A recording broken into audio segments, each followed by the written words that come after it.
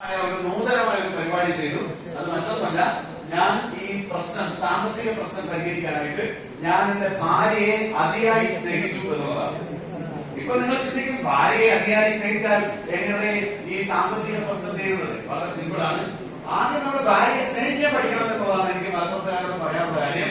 ഭാര്യയെ സ്നേഹിക്കാൻ വളരെ സിമ്പിൾ ആയിട്ടുള്ള കാര്യമാണ്, അത്ര വലിയ അനകാര്യമൊന്നുമില്ല. ഒന്നാമതായിട്ട് നമുക്ക് പുകഴ്ത്താൻ അറിയണം എന്നുള്ളതാണ്. ഓക്കെ, ഭാര്യയെ പുകഴ്ത്താൻ അറിയണം. ഞാൻ ആവശ്യത്തിനും അനാവശ്യത്തിനും എന്റെ ഭാര്യയെ പുകഴ്ത്തിക്കൊണ്ടേയിരുന്നു. കല്യാണം കഴിച്ചിട്ട് അധികമായിട്ട് ഓർക്കണം, അതുകൊണ്ട് അത് നന്നായിട്ട് ക്ലിക്കായി. പിന്നെ അടുത്ത കാര്യം എന്താണെന്ന് വെച്ച് കഴിഞ്ഞാൽ, ഭക്ഷണം കഴിക്കുമ്പോൾ നമ്മൾ ശ്രദ്ധിക്കുക. ഭക്ഷണം കഴിക്കുമ്പോൾ ഭക്ഷണം ചിലപ്പോൾ അധികം എരിവ് പുളിയൊന്നും ഇല്ലാത്ത, അത്രയേറെ വലിയ ഇഷ്ടപ്പെടുന്ന ഭക്ഷണമൊന്നും ആയിരിക്കില്ല. എന്നാലും നമ്മളത് പുകഴ്ത്തിയേക്കണം. ഇതിന്റെ കൈപുണ്യം അപാരമാണ് എന്ന് പറഞ്ഞേക്കണം. ഇത് ഞാൻ ചെയ്തുകൊണ്ടിരുന്നതാണ്. ഇത് ഞാൻ സ്ഥിരമായി ചെയ്തുകൊണ്ടിരുന്നു. ആദ്യകാലത്തൊക്കെ അവർക്ക് വലിയ ഭക്ഷണത്തിന് വലിയ പിടിയൊന്നും ഉണ്ടായിരുന്നില്ല. ഉപ്പ് എപ്പോ ഇങ്ങനെ ഇടണം എന്തിടണം എന്ന് നമുക്ക് അറിയില്ലായിരുന്നു. സംഭവം ദുരന്തമായിരുന്നു. എന്നാലും ഞാൻ പറയും, സൂപ്പറാന്ന് പറയും. ഓക്കെ, ഇത് കേട്ട് എന്റെ ഭാര്യ എന്നോട് നല്ലപോലെ അങ്ങ് എന്താ പറയാ, നമ്മളെ ഒരു പരുവത്തിലായി. ഏകദേശം നമുക്ക് പൂഴിക്കടൻ പ്രയോഗിക്കാനുള്ള ആ ഒരു പരുവത്തിലായി. അങ്ങനെ നമ്മൾ പറഞ്ഞാൽ എന്തും കേൾക്കുന്ന ഒരു അവസ്ഥയായി എന്ന് നമ്മൾ ഉറപ്പിച്ചപ്പോ നമ്മൾ എന്ത് ചെയ്യാൻ തുടങ്ങി എന്ന് പറഞ്ഞു കഴിഞ്ഞാൽ, അങ്ങോട്ടും ഇങ്ങോട്ടൊക്കെ നോക്കിയിട്ട് ആരുമില്ല ഉറപ്പ് വരുത്തിയിട്ട് ഭാര്യയെ കാണുന്ന വഴിക്ക് നമ്മൾ കയറി ഒന്ന് കെട്ടിപ്പിടിക്കും. എന്നിട്ട് നമ്മൾ വിടുമ്പോഴത്തേക്കും എന്തെങ്കിലുമൊക്കെ ഊരി എടുത്തിട്ട് വല്ല വളയോ മാലയോ ഒക്കെ ഊരി എടുത്തിട്ട് നമ്മൾ അത് പോയി ബാങ്കിൽ വെച്ച് നമ്മുടെ പ്രശ്നങ്ങൾ തീർക്കും. ഇങ്ങനെയാണ് എന്റെ സാമ്പത്തിക പ്രശ്നം തീർക്കാനുള്ള അടവ് എന്ന് പറയുന്നത്. ഇതിപ്പോ ഞാൻ പറയുമ്പോ ഇവിടെ ഇരിക്കുന്ന പല പുരുഷന്മാരും ഇതിനോടൊപ്പം ഇതെല്ലാം പഠിക്കുന്ന ആളുകളായിരിക്കും. നിങ്ങളും ഞാനും തമ്മിൽ ഒരേ ഒരു വ്യത്യാസം, ഞാനപ്പം മയത്തിൽ സ്നേഹിച്ചൊരു പരുവത്തിലാക്കിയിട്ടാണ് ചോദിച്ചത്, നിങ്ങൾ ഭീഷണിപ്പെടുത്തിയിട്ടാണ് ചോദിക്കുന്നത്. ഇത് രണ്ടും തമ്മിൽ ചെറിയ വ്യത്യാസമേ ഉള്ളൂ. മൈ ഡിയർ ഫ്രണ്ട്സ്, ഇങ്ങനെ എന്റെ കുറച്ച് സാമ്പത്തിക പ്രയാസങ്ങൾ ഞാൻ തീർത്തു. പക്ഷേ എന്റെ ഭാര്യക്ക് അതിനുമാത്രമുള്ള സ്വർണ്ണമൊന്നും ഉണ്ടായിരുന്നില്ല. എന്റെ സാമ്പത്തിക പ്രശ്നം പൂർണ്ണമായും തീർന്നില്ല. പക്ഷെ ആ പ്രശ്നം തീരാത്തത് കൊണ്ട് ഞാനൊരു കാര്യം തീരുമാനിച്ചു. എന്റെ മനസ്സ് കുറച്ചും കൂടി ഒന്ന് വിശാലമാക്കാൻ തീരുമാനിച്ചു. ഭാര്യയുടെ സ്വർണം തീർന്നു കഴിഞ്ഞപ്പോ ഞാൻ എന്റെ മനസ്സ് വിശാലമാക്കിയിട്ട് ഞാൻ എന്റെ അമ്മയെ അതിയായി സ്നേഹിക്കാൻ തുടങ്ങി. അങ്ങനെ അച്ഛൻ എത്രയോ കാലം മുമ്പ് വാങ്ങിച്ചു കൊടുത്ത സ്വർണ്ണമെല്ലാം ഞാൻ കൂടെ ബാങ്കിൽ എത്തിച്ചു. അതുകൊണ്ടും എന്റെ സാമ്പത്തിക കുഴപ്പം തീർന്നില്ല. എനിക്ക് 2 ചേച്ചിമാരുണ്ട്, അവരെ ഞാൻ നന്നായി സ്നേഹിച്ചു. ദൈവം അനുഗ്രഹിച്ച് എനിക്ക് കുറച്ച് കസിൻ സിസ്റ്റേഴ്സ് ഉണ്ട്, അവരെല്ലാം നന്നായി സ്നേഹിച്ചു. നിങ്ങളോട് പറയാൻ പാടുണ്ടോ എന്നറിയില്ല, നിങ്ങൾ ആരോടും പോയി പറയരുത്, ഞാൻ എന്റെ ഭാര്യയുടെ അമ്മയെ പോലും അതിയായി സ്നേഹിച്ചു.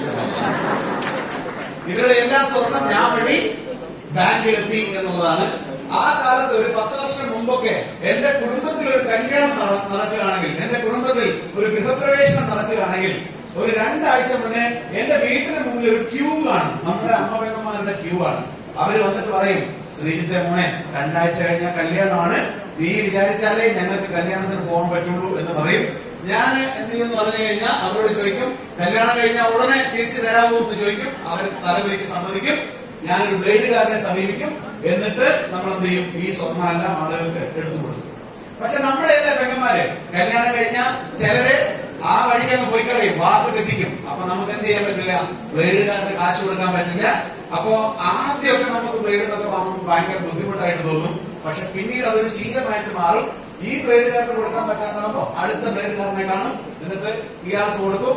ഇയാൾക്ക് കൊടുക്കാൻ പറ്റാണ്ടാകുമ്പോ വേറൊരു ബ്ലേഡുകാരനെ കാണും, എന്നിട്ട് ഇയാൾക്ക് കൊടുക്കും. ഇങ്ങനെ ഒരു 10 കൊല്ലം മുമ്പ് ഞാൻ അത്യാവശ്യം നാട്ടിലൊക്കെ അറിയപ്പെടുന്ന ഒരു സെലിബ്രിറ്റി കടക്കാരനായിരുന്നു എന്ന് നിങ്ങൾ മനസ്സിലാക്കണം. സെലിബ്രിറ്റി കടക്കാരൻ എന്ന് പറഞ്ഞു കഴിഞ്ഞാൽ എന്താണ്? നമ്മളൊരു സെലിബ്രിറ്റി വന്നാൽ എന്ത് സംഭവിക്കും? ഇപ്പൊ വല്ല ദുൽഖർ സൽമാനോ മറ്റോ താഴെ വന്നു കഴിഞ്ഞാൽ നിങ്ങൾ എല്ലാവരും കൂടെ എണ്ണ കേൾക്കാനിരിക്കോ? ഇല്ല, എല്ലാവരും കൂടെ താഴെ ഓടും. എന്നിട്ട് ഫോട്ടോ എടുത്തിട്ട് പറയും, സാറേ അടിപൊളിയാന്ന് പറയും, അല്ലെ? അതുപോലെ 10 കൊല്ലം മുമ്പ് ഞാൻ എവിടെയെങ്കിലും ഉണ്ടെന്നറിഞ്ഞാൽ ഞാൻ കാശ് കൊടുക്കാനുള്ള ഒരു 10 പേരെങ്കിലും ഓടിക്കൂടുമായിരുന്നു. അതാണ് സെലിബ്രിറ്റി കടക്കാരൻ എന്ന് പറയുന്ന ഒരു ഇമേജ് എന്ന് പറയുന്നത്. ഇങ്ങനത്തെ ഒരു അവസ്ഥയിലായിരുന്നു ഞാൻ. സത്യത്തിൽ ഞാൻ അന്ന് ദൈവത്തിനോട് പ്രാർത്ഥിച്ചുകൊണ്ടേയിരുന്നു, ഈ ജീവിതമോ പോയി, ഇനി ഒന്ന് നന്നായി ജീവിക്കാൻ ഒരു ചാൻസും കൂടെ താ. നീ ഒരു ചാൻസും കൂടെ തന്നാൽ ഞാൻ ഡീസന്റ് ആയിട്ട് ജീവിച്ച് കാണിക്കാം. അതുകൊണ്ട് നീ എനിക്കൊരു അവസരം കൂടി താ എന്ന് ദൈവത്തിനോട് പ്രാർത്ഥിച്ചുകൊണ്ടേയിരുന്നു. നമ്മൾ സാധാരണ പറയാറുണ്ട്, വിശ്വസിച്ച് പ്രാർത്ഥിച്ചാൽ അത് സംഭവിക്കും എന്ന്. അങ്ങനെ പ്രാർത്ഥിച്ചത് കൊണ്ടായിരിക്കും എന്റെ വീട്ടിലേക്ക് 2 അയൽക്കാർ വന്നു. അവരെന്നോട് എന്താണ് നെറ്റ്വർക്ക് മാർക്കറ്റിംഗ് എന്ന് എന്നെ അവർ പരിചയപ്പെടുത്തി തന്നു. ഡയറക്ട് സെല്ലിംഗ് എന്താണെന്ന് അവരെന്നെ പരിചയപ്പെടുത്തി തന്നു.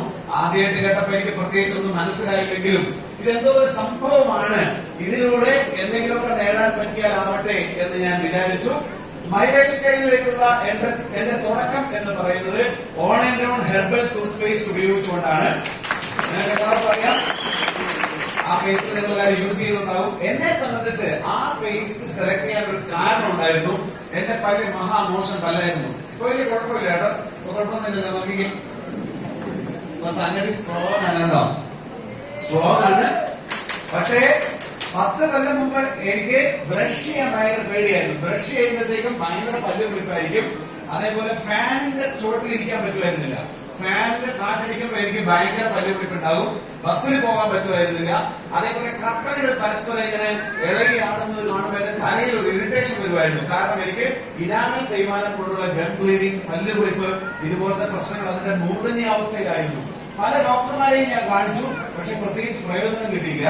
പക്ഷെ on and on herbal tooth paste ഉപയോഗിച്ചു. ഒരു 20 ദിവസം ഉപയോഗിക്കുമ്പോഴത്തേക്കും എന്റെ പല്ല് പിടിപ്പ്, ഗം ബ്ലീഡിംഗ് പോലത്തെ എല്ലാ പ്രശ്നങ്ങളും മാറി എന്നുള്ളതാണ്. ഇത് എനിക്ക് ഈ പ്രോഡക്റ്റിൽ നല്ലൊരു വിശ്വാസം ഉണ്ടാക്കി തന്നു. ഞാൻ ഒരു ആയുർവേദ കമ്പനിയിൽ പ്രവർത്തിക്കുന്ന ഒരാൾ കൂടി ആയതുകൊണ്ട് മറ്റു പ്രോഡക്റ്റുകളെ കുറിച്ച് ഞാനൊന്ന് പഠിക്കാൻ തയ്യാറായി. അങ്ങനെ പതുക്കെ ആ പ്രോഡക്റ്റുകളൊക്കെ ഉപയോഗിച്ചു.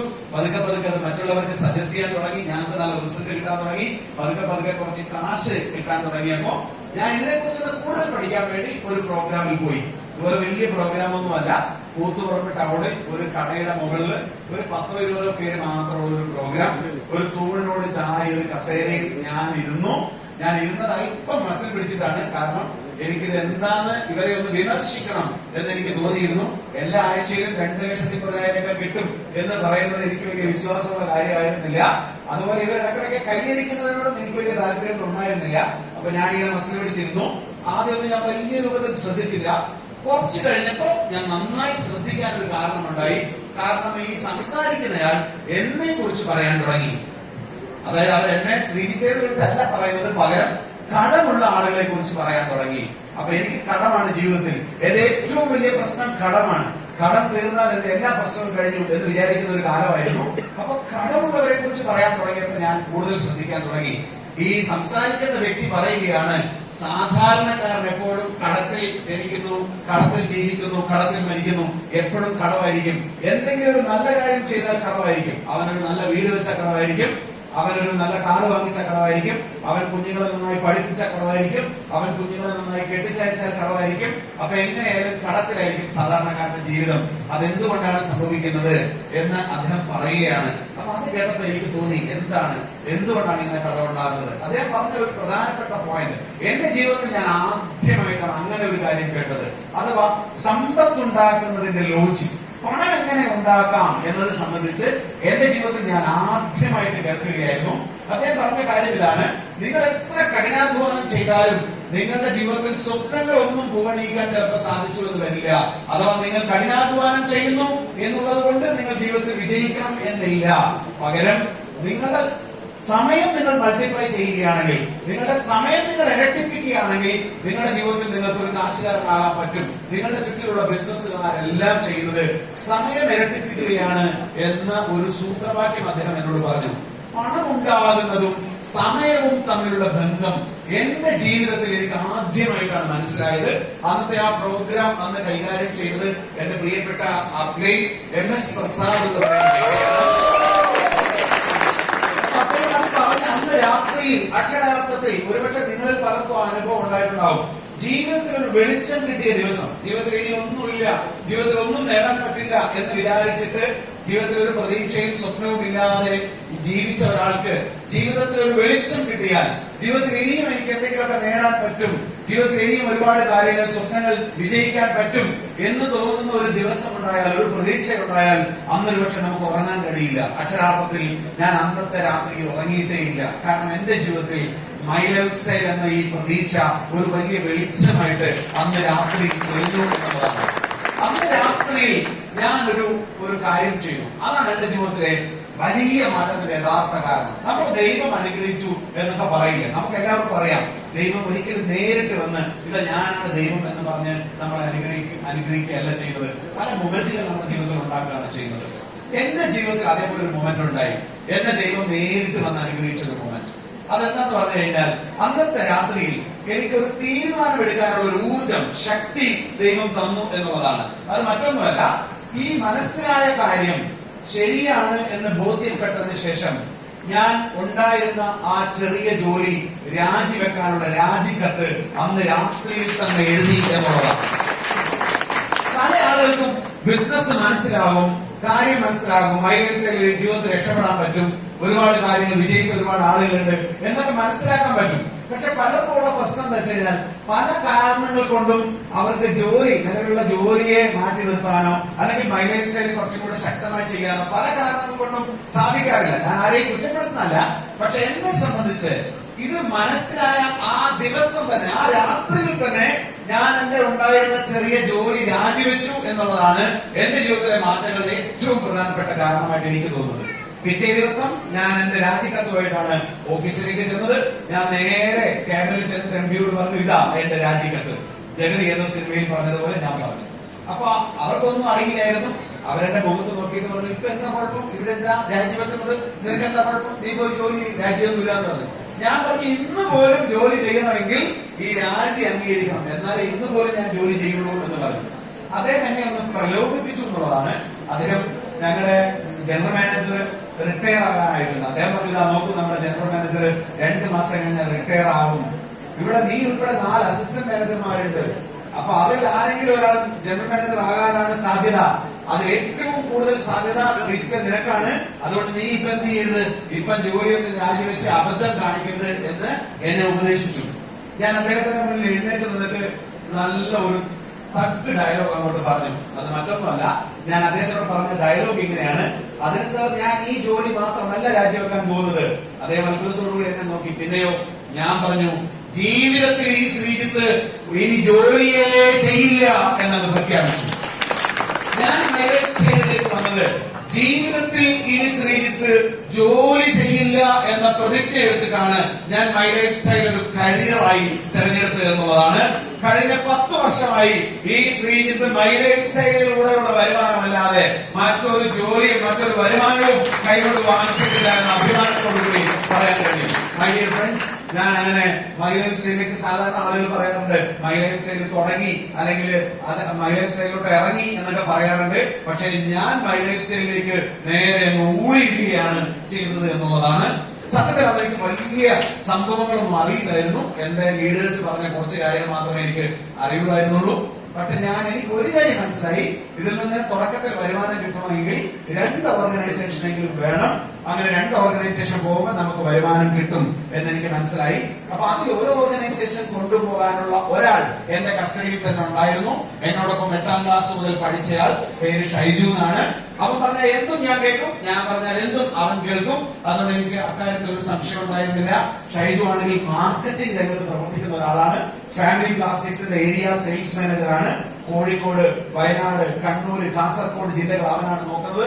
ഒരുപാട് ബന്ധങ്ങൾ, ഒരുപാട് പരിചയങ്ങൾ. അതുകൊണ്ട് എനിക്ക് ഉറപ്പായിരുന്നു അവൻ എന്റെ ഒരു സൈഡ് കൊണ്ടുപോകുന്ന. ഞാൻ ധൈര്യത്തിൽ ഷൈജുനെ വിളിച്ചിട്ട് ഞാൻ പറഞ്ഞു, ഷൈജു, നമ്മളിനി ജോലിക്കൊന്നും പോകണ്ട, നമ്മുടെ ജീവിതത്തിൽ രക്ഷപ്പെട്ടു എന്ന് പറഞ്ഞു. ഷൈജുവിനോട് തിരിച്ചു ചോദിച്ചത്, നിനക്കെന്താ ലോട്ടറി അടിച്ചോ? ഞാൻ പറഞ്ഞു, ലോട്ടറിയേക്കാൾ വലുതടിച്ചിരിക്കുകയാണ്, നീ കാര്യം പറയാന്ന് പറഞ്ഞു. ഞാൻ പറഞ്ഞു, കാര്യം നേരിട്ട് മാത്രമേ പറയാൻ പറ്റുള്ളൂ. എന്റെ വീട്ടിൽ നിന്ന് 5 കിലോമീറ്റർ ഉള്ളൂ ഷൈജുവിന്റെ വീട്ടിലേക്ക്. പക്ഷെ അവൻ ഇപ്പോ ജോലി സംബന്ധമായിട്ട് കാസർഗോഡാണുള്ളത്. അവൻ വരാൻ വേണ്ടി ഞാൻ വെയിറ്റ് ചെയ്തു. ഒരു ശനിയാഴ്ച വൈകുന്നേരം അവൻ കാസർഗോഡ് നിന്ന് നേരെ തലശ്ശേരിയിലോട്ട് വന്നു, ട്രെയിനിൽ വരുന്നു. അപ്പൊ അവന്റെ വീട്ടിലേക്ക് പോകാനേ ഉള്ളൂ. പക്ഷെ എനിക്ക് ആവേശം കൊണ്ട് അത് പറ്റുമായിരുന്നില്ല. ഞാൻ 30 കിലോമീറ്റർ ദൂരമുള്ള തലശ്ശേരി റെയിൽവേ സ്റ്റേഷനിൽ പോയി അവരെ കാത്തിരുന്നു.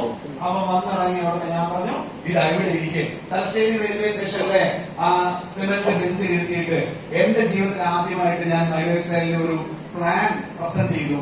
അതെന്താണെന്ന് മറ്റൊരാളോട് പറഞ്ഞു എന്നുള്ളതാണ്. പക്ഷെ എനിക്ക് അന്ന് പേനയും ബുക്കൊന്നും ഉണ്ടായിരുന്നില്ല. ഞാൻ സത്യത്തിൽ എന്ത് പറഞ്ഞെന്ന് എനിക്ക് അറിയില്ലായിരുന്നു. ഞാൻ ഷൈജുനോട് പറഞ്ഞു, Shaiju, soap, paste, hair oil വിറ്റാ കാശ് കിട്ടും. ഷൈജു പറഞ്ഞു, അത് വിറ്റാ കാശ് കിട്ടും. ഞാൻ അവന് പ്ലാൻ പറഞ്ഞു കൊടുത്തു. ഒരു സൈഡിൽ 10,000, അപ്പുറത്തെ സൈഡിൽ 10,000 പോയാൽ ഞങ്ങൾക്ക് 1,200 കിട്ടും. ബുക്കും പേനയൊന്നും ഇല്ലാത്തതുകൊണ്ട് ഞാൻ വായുവിലാണ് പ്ലാൻ വരച്ചത്. ഞാൻ ഒരു സൈഡ് 20,000 എന്ന് പറയുമ്പോൾ അവർ ഇങ്ങനെ കാണിക്കും, അപ്പുറത്തെ സൈഡ് 20,000 ഇങ്ങനെ കാണിക്കും, നിനക്ക് 2,400 കിട്ടും. അവരൊന്നും മനസ്സിലാകാത്തതുപോലെ, ഒരു പഞ്ച് ഇല്ലാത്തതുപോലെ എനിക്ക് തോന്നി. ഒരു പഞ്ചിന് വേണ്ടി ഞാൻ പറഞ്ഞു, ഷൈജു ഒരു സൈഡിൽ എത്രയോ അപ്പുറത്തെ സൈഡിൽ എത്രയോ, കാരണം എനിക്ക് എത്ര പോകണമെന്ന് അറിയില്ലായിരുന്നു.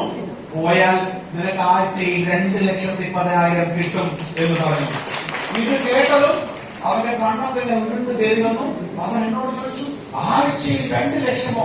ഞാൻ പറഞ്ഞു, അതെടാ ആഴ്ചയിൽ 2,10,000. അവൻ പറഞ്ഞു, അത് കൊള്ളാലോ, ആഴ്ചയിൽ 2 ലക്ഷത്തെ കിട്ടുക എന്ന് പറഞ്ഞാൽ സൂപ്പർ പരിപാടിയല്ലേ, ഓൾ ദ ബെസ്റ്റ്, നീ ചെയ്തോ, ഞാനില്ല എന്ന് പറഞ്ഞു. എന്റെ ഇടത്തെ നെഞ്ചിന്നൊരു വേദന വന്നു. ഞാൻ പറഞ്ഞു, ഷൈജു നീ ഉണ്ടാകണം, കാരണം എന്റെ ഒരു സൈഡ് കൊണ്ടുപോകേണ്ടത് നീയാണ് എന്ന് പറഞ്ഞു.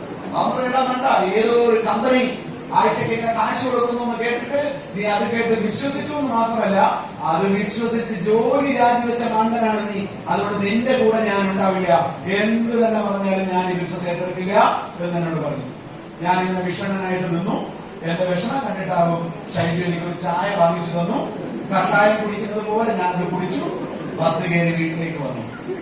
എന്റെ ജീവിതത്തിൽ ഏറ്റവും നിരാശയുള്ള ദിവസമായിരുന്നു. കാരണം ജോലിയാണ് രാജിവെച്ചു പോയി, ബിസിനസ് ആണെങ്കിൽ ഷൈജു വരുന്നില്ല, അതും നടക്കില്ല. ഞാൻ എന്റെ അമ്മയെ വിളിച്ചിട്ട് ഞാൻ പറഞ്ഞു, ഇതൊരു വല്ലാത്ത പരിപാടിയായി പോയി. ഇതിങ്ങനെ ഒരു മെനകെട്ട ബിസിനസ് ആയിരുന്നെങ്കിൽ, കാരണം എന്താ, നമ്മൾ ഈ ബിസിനസ് ആരോടെങ്കിലും ഒന്ന് പറഞ്ഞാൽ പിന്നെ അവര് നമ്മളുമായിട്ടുള്ള ബന്ധം അങ്ങ് നിർത്തുകയാണ്. വിളിച്ച പരിധിക്ക് പുറത്ത്, പിന്നെ കണ്ടാ മിണ്ടില്ല. ഇതൊരു വല്ലാത്ത ബിസിനസ് ആണല്ലോ. ഇങ്ങനത്തെ ഒരു മെനകെട്ട ബിസിനസ് ആയിരുന്നെങ്കിൽ എന്റെ ജോലി രാജിവെക്കുന്നതിന് മുമ്പ് ഒരു വാക്ക് പറഞ്ഞുകൂടായിരുന്നോ എന്ന് ഞാൻ അവരോട് പറഞ്ഞു. അപ്പൊ കൂട്ടത്തിലെ അപ്പളി എന്നോട് പറഞ്ഞു, നിങ്ങൾ നന്നായി പഠിക്കണം എന്ന് പറഞ്ഞു. അതെനിക്ക് തീരെ ഇഷ്ടപ്പെട്ടില്ല. കാരണം ഞാൻ അത്യാവശ്യം പഠിച്ച് കുറച്ച് സർട്ടിഫിക്കറ്റുകളൊക്കെ വീട്ടിൽ കൊണ്ടുപോയി വെച്ചിട്ടുണ്ട്. എന്നോട് നന്നായി പഠിക്കണം എന്ന് പറഞ്ഞ അപ്പളി സ്കൂളിൽ പോയിട്ടേ ആ കാര്യം ഇഷ്ടപ്പെടും. അപ്പൊ പുള്ളിക്ക് കാര്യം മനസ്സിലായി. അപ്പൊ പുള്ളി പറഞ്ഞു, അങ്ങനെ പഠിക്കണം എന്നല്ല ഞാൻ പറഞ്ഞത്, ബിസിനസ് ചെയ്ത് പഠിക്കണം എന്ന് പറഞ്ഞു. എന്റെ ജീവിതത്തിലെ അടുത്ത ടേണിംഗ് പോയിന്റ് എന്ന് പറയുന്നത് ഈ അപ്ലൈ എന്നോട് പറഞ്ഞു ഒരു കാര്യമാണ്. അദ്ദേഹം പറഞ്ഞ കാര്യം ഇതാണ്, ഇത് ബിസിനസ് ആണ്, അതുകൊണ്ട് നിങ്ങൾ വീട്ടിലിരുന്നിട്ടോ അല്ലെങ്കിൽ ഓഫീസിൽ ഇരുന്നിട്ടോ ചെയ്യേണ്ട കാര്യമല്ല. ഇത് യൂട്യൂബിൽ നോക്കി പഠിക്കാനുള്ളതല്ല, ഇത് ബുക്ക് നോക്കി പഠിക്കാനുള്ളതല്ല. നിങ്ങളൊരു ബിസിനസ്സുകാരൻ അല്ലെങ്കിൽ ബിസിനസ്സുകാരി ആകണമെങ്കിൽ നിങ്ങൾ ഫീൽഡിൽ ഇറങ്ങി ചെയ്ത് പഠിക്കണം എന്ന് എന്നോട് പറഞ്ഞു. ഫീൽഡിൽ ഇറങ്ങി ചെയ്ത് പഠിക്കണം. അപ്പൊ ഞാൻ ചോദിച്ചു, അതെങ്ങനെ? നിങ്ങൾ ആദ്യം ചെയ്യേണ്ടത്, ഇത്രയും നല്ല പ്രോഡക്റ്റ് ആണല്ലോ, ഈ പ്രോഡക്റ്റ് നിങ്ങൾ നിങ്ങളുടെ ബന്ധുക്കൾക്കും സുഹൃത്തുക്കൾക്കും പരിചയമുള്ളവർക്കും കൊടുത്ത് ശീലിക്ക്, എന്തെങ്കിലുമൊക്കെ ഉൽപ്പന്നങ്ങൾ വിറ്റ് ശീലിക്ക് എന്നോട് പറഞ്ഞു. ലീഡറിനോട് ബന്ധുക്കൾക്കും സുഹൃത്തുക്കൾക്കും കൊടുക്കാനാണ് പറഞ്ഞത്. പക്ഷെ എന്റെ മനസ്സ് അങ്ങോട്ട് അനുവദിച്ചില്ല. കാരണം ഞാൻ അല്ലെങ്കിൽ തന്നെ കടവും ബാധ്യതയാണ്. ഞാൻ എന്റെ ഒരു ബന്ധുവിനോട് പോയി ഈ ബിസിനസ്സോ പ്രോഡക്റ്റോ പറഞ്ഞാൽ അവൻ എന്നോട് പറഞ്ഞോണ്ടിരുന്ന മറുപടി, കൊള്ളാം, അടിപൊളി ബിസിനസ് ആണ്, പക്ഷെ ബിസിനസ് ഒക്കെ തുടങ്ങാം, പക്ഷെ നീ എന്റെ ഭാര്യയുടെ കയ്യിൽ നിന്ന് വാങ്ങിച്ച താലിമാല ആദ്യം കൊണ്ട് തിരിച്ചു തമ്മാനെ, എന്നിട്ട് നമുക്ക് ബിസിനസ് തുടങ്ങാം എന്നാണ് പറഞ്ഞുകൊണ്ടിരുന്നത്. എന്റെ ഒരു സുഹൃത്തിന്റെ കയ്യിൽ പോയി ഇതാ പോലെ നല്ല പ്രോഡക്റ്റ് ആണ്, നല്ല ബിസിനസ് ആണെന്ന് പറഞ്ഞാൽ അവരും പറഞ്ഞുകൊണ്ടിരുന്നത് ബിസിനസ് ഒക്കെ കൊള്ളാം, അടിപൊളിയാണ്, പക്ഷെ നീ കഴിഞ്ഞ മാസം വാങ്ങിച്ച 50,000 രൂപയില്ലേ, അത് ആദ്യം ഇങ്ങോട്ട് വെക്ക്, എന്നിട്ട് ബിസിനസ് തുടങ്ങാം എന്നാണ് എന്നോട് ആ സമയത്ത് എല്ലാവരും പറഞ്ഞുകൊണ്ടിരുന്നത്. അപ്പൊ അവരുടെ അടുത്തേക്ക് വീണ്ടും പോകാൻ മനസ്സ് അനുവദിക്കാത്തത് കൊണ്ട് ഞാൻ ഒരു കാര്യം തീരുമാനിച്ചു.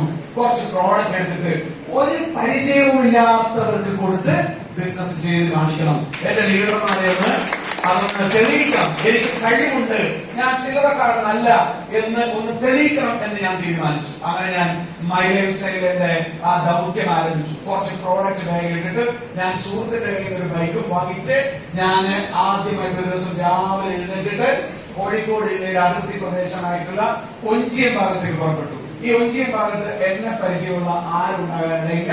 അങ്ങനെ ഞാൻ രാവിലെ തന്നെ ഇറങ്ങി പുറപ്പെട്ടു. പരിചയമില്ലാത്തൊരു വീടാണ്. ഞാൻ വിചാരിച്ചു ഈ വീട്ടിൽ എന്റെ പ്രോഡക്റ്റ് ഒന്ന് പരിചയപ്പെടുത്താം എന്ന് വിചാരിച്ചിട്ട് ഞാൻ വണ്ടി ആ വീട്ടിലേക്ക് ഒതുക്കാൻ നോക്കുമ്പോ ആ വീട്ടില് സ്കൂളിലേക്ക് കുഞ്ഞുങ്ങളെ അയക്കാനുള്ള ഒരു അമ്മയുടെ തിരക്കാണ്. അപ്പൊ എനിക്ക് തോന്നി ഇവിടെ ശരിയാവില്ല, ഭയങ്കര തിരക്കല്ലേ. ഞാൻ കുറച്ചു ദൂരം കൂടെ വണ്ടി ഓടിച്ചു. എന്നിട്ട് ഒരു വീടിന് ലക്ഷ്യമാക്കി ഈ വീട്ടില് എന്തായാലും എന്റെ പ്രോഡക്റ്റ് ഒന്ന് ഇൻട്രൊഡ്യൂസ് ചെയ്യണം എന്ന് വിചാരിച്ചു. അങ്ങോട്ടേക്ക് പോകുമ്പോൾ കാണുന്നത് അവിടെ ഒരു പത്രം വായിച്ചുകൊണ്ടിരിക്കുകയാണ്. സംഗതി സീരിയസ് ആണ്, ഇവിടെ എന്റെ പരിപാടി നടക്കില്ലെന്ന് തോന്നി. ഞാൻ കുറച്ചു ദൂരം കൂടെ വണ്ടി ഓടിച്ചു. ഒരു വീട് ലക്ഷ്യമാക്കി ഇതാ ഈ വീട്ടിൽ എന്ത് വന്നാലും ഞാൻ എന്റെ പ്രോഡക്റ്റ് ഇൻട്രൊഡ്യൂസ് ചെയ്യുമെന്ന് മനസ്സിൽ ഉറപ്പിച്ചു. എന്നിട്ട് ഞാൻ ആ വീടിന്റെ ഗേറ്റിനടുത്തേക്ക് വണ്ടിയൊക്കെ കൊണ്ടുപോകുമ്പോ ഗേറ്റിനപ്പുറത്ത് നിന്ന് ഒരു പട്ടി കൊണ്ടു വരുന്നുണ്ട്. ഞാൻ അവിടെ പിന്നെ കുറെ ഒരു വണ്ടി ഓടിച്ചു. എന്നിട്ട് ഞാൻ കുഞ്ഞിപ്പള്ളി എന്ന് പറയുന്ന സ്ഥലത്ത് പോയിട്ട് ഒരു ചായക്കടന്ന് ഒരു ചായ കുടിച്ച് ഞാൻ നേരെ എന്റെ വീട്ടിലേക്ക് പോയി. ഒന്നാമത്തെ ദിവസം ഒരു പ്രോഡക്റ്റ് പരിചയപ്പെടുത്താൻ ഇറങ്ങി പുറപ്പെട്ടിട്ട് ഒന്നാമത്തെ ദിവസം ഏതെങ്കിലും ഒരു വ്യക്തിയോട് ഇതാണ് എന്റെ പ്രോഡക്റ്റ് എന്ന് പറയാനുള്ള ആത്മവിശ്വാസം എനിക്ക് ഉണ്ടായിരുന്നില്ല എന്നുള്ളതാണ്. ഞാൻ തിരിച്ച് വീട്ടിൽ വന്നിട്ട് വീണ്ടും ഞാൻ വിളിച്ചിട്ട് ഞാൻ പറഞ്ഞു, ഗുഡ് ബൈ, ഇത് എന്നെ കൊണ്ട് നടക്കുമെന്ന് തോന്നുന്നില്ല, ജോലി പോയെങ്കിൽ പോട്ടെ, ഞാൻ വേറെ ജോലി നോക്കിക്കോളാം, ഇനി എന്നെ തേടി വരണ്ട എന്ന് ഞാൻ പറഞ്ഞു. പക്ഷെ ഈ ബിസിനസ്സിൽ ഒരു കുഴപ്പമുണ്ട്. നമ്മൾ ഇച്ചിരി നെഗറ്റീവായി നിറഞ്ഞാണല്ലോ ഈ ലീഡർമാര് കൂടടക്കി വീട്ടിലേക്ക് വരും. എന്റെ വീട്ടിലേക്ക് വന്നു ഒരു 3-4 ആളുകൾ ഇങ്ങനെ വന്നു. എന്റെ വീട്ടിൽ അത്രയേ സ്ഥലമുള്ളൂ. അവിടെ എവിടേക്ക് ഇരുത്തിട്ട് ഞാനിങ്ങനെ ചോദിച്ചു, എന്താ ഞാൻ ചെയ്ത കുറ്റം എന്ന് ഞാൻ ചോദിച്ചു. അപ്പൊ കൂട്ടത്തിൽ ഒരാൾ കൊല്ലാണ്ടാടിയൊക്കെ തലയിട്ട് എന്നോട് പറഞ്ഞു, നിങ്ങളൊരു കോംപ്ലക്സ് പണി വെച്ചിട്ടുണ്ട്, അതുകൊണ്ടാണ് നിങ്ങൾക്ക് ബിസിനസ് ചെയ്യാൻ താല്പര്യമില്ലാത്തതെന്ന് പറഞ്ഞു. അപ്പൊ ഞാൻ പറഞ്ഞു, ചിരിച്ചുകൊണ്ട് പറഞ്ഞു, സാറിന് ആള് മാറിപ്പോയിട്ടുണ്ടാവും. കാരണം എന്റെ കുടുംബത്തിലാർക്കും ഒരു 2 ഷട്ടർ കട പോലും ഇല്ല സാർ. പിന്നെ ഉള്ളത് അച്ഛന്റെ കടയാണ്, അത് ഇടിഞ്ഞു പൊളിഞ്ഞ് വീടാനായിട്ടുണ്ട്. അതല്ലാതെ വാടക കിട്ടുന്ന ഒരു കോംപ്ലക്സും ഞങ്ങൾ ആരും പണിതിട്ടില്ല. അപ്പൊ എന്നോട് ഈ ചിലപ്പോ എന്റെ ബുദ്ധിയുടെ കടുപ്പം അപ്പൊ മനസ്സിലായിട്ടുണ്ടാവും. അപ്പൊ എന്നോട് പറഞ്ഞ കാര്യമാണ്, മനുഷ്യരെല്ലാം രണ്ടിലേതെങ്കിലും ഒരു കോംപ്ലക്സുമായിട്ട് ജീവിക്കുന്ന ആളുകളാണ്. അതുകൊണ്ടാണ് അവർക്ക് അവരുടെ സാധ്യതകൾ, കഴിവുകൾ ഉപയോഗപ്പെടുത്താൻ കഴിയാത്തത്. അപ്പൊ ഞാനത് ശ്രദ്ധിച്ചു. അദ്ദേഹം പറഞ്ഞ കാര്യം, ചിലർക്ക് സുപ്പീരിയോറിറ്റി കോംപ്ലക്സ്, അതിന് വാടകയൊന്നും കിട്ടൂല, അവര് പലതരത്തിലുള്ള കോംപ്ലക്സ് ഉണ്ടാവും. ഞാൻ ഒരു തറവാട്ടിൽ ജനിച്ച ആളാണ്. ഞാൻ 6 അടി പൊക്കമുണ്ട്, എനിക്ക് അത്രയില്ല, അതുകൊണ്ടാണ്. പിന്നെ 6 പാക്കാണ്, ഞാൻ ഫാമിലി പാക്കാണ്. ഇങ്ങനെ ചിലർക്ക് ഭയങ്കര നല്ല മുടിയാണ്, സ്റ്റൈലിഷ് മുടിയാണ്, എനിക്ക് തോന്നുന്നു ഇല്ലാത്തവർക്ക് ഇവരോടൊക്കെ അസൂയാണ്. അപ്പൊ ഇങ്ങനെ ഭയങ്കര, എനിക്ക് ഇംഗ്ലീഷ് അറിയാം, ഞാൻ ആള് ഭയങ്കരമാണ്, എനിക്ക് എല്ലാം അറിയാം എന്ന് ചിന്തിച്ചിട്ട് ഭയങ്കര സുപ്പീരിയോറിറ്റി കോംപ്ലക്സ് ആയിരിക്കും. അപ്പൊ അവരുടെ മുന്നിൽ മറ്റുള്ളവർക്കും ഒന്നുമല്ല എന്ന ഒരു പ്രശ്നം ഉണ്ടാവും. അപ്പൊ അങ്ങനത്തെ കോംപ്ലക്സ് ചിലർക്കുണ്ടാവും.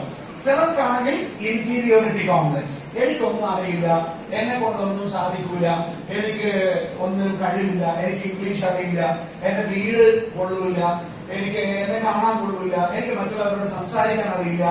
ഇങ്ങനെ ഇൻഫീരിയോറിറ്റി കോംപ്ലക്സ്. ഈ ലീഡർ എന്നോട് പറഞ്ഞു, ഇതിൽ രണ്ടിലേതോ ഒരു കോംപ്ലക്സ് നിങ്ങൾക്കുണ്ട്. ചിരിച്ചോണ്ടാണ് പറഞ്ഞത്, ഇതിൽ രണ്ടിലേതോ ഒരു കോംപ്ലക്സ് നിങ്ങൾക്കുണ്ട്, അതുകൊണ്ടാണ് നിങ്ങൾക്ക് ബിസിനസ് ചെയ്യാൻ കഴിയാത്തത് എന്ന് പറഞ്ഞു. ലീഡർക്ക് വീണ്ടും തെറ്റി. ഞാൻ ഉള്ളിൽ ചിരിച്ചു. കാരണം മനുഷ്യർക്കെല്ലാം രണ്ടിലേതെങ്കിലും ഒരു കോംപ്ലക്സേ ഉണ്ടാവൂ എന്നാണ് ലീഡർ പറഞ്ഞത്. പക്ഷെ എനിക്ക് ഈ 2 കോംപ്ലക്സും ഒരേ സമയം ഉണ്ടായിരുന്നു. ഞാൻ ആ കാലത്ത് ഞാനൊരു അസിസ്റ്റന്റ് മാനേജറാണ്, കൊള്ളാം, ഞാൻ ഭയങ്കരനാണ് എന്ന ചില തോന്നലുകൾ എനിക്കുണ്ടായിരുന്നു.